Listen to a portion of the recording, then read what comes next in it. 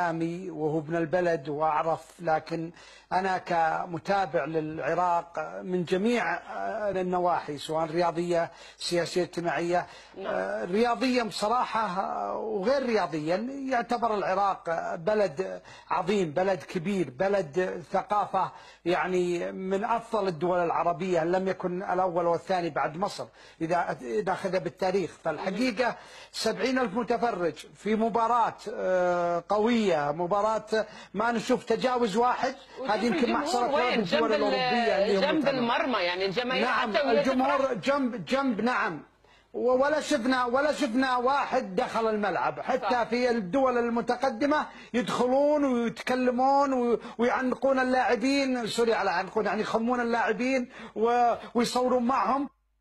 هذا دليل على أن ثقافة الشعب العراقي يعنقون احسن من يخمون. ترى ما استوعبت حال بحال. ثقافة الشعب يا أخت هند يجب أن العالم يعرف كله بما فيها الاتحاد الدولي. ثقافة الشعب العراقي ثقافة كبيرة وثقافة عالية وثقافة حضارية، بغض النظر ما يحدث من يعني مشاكل.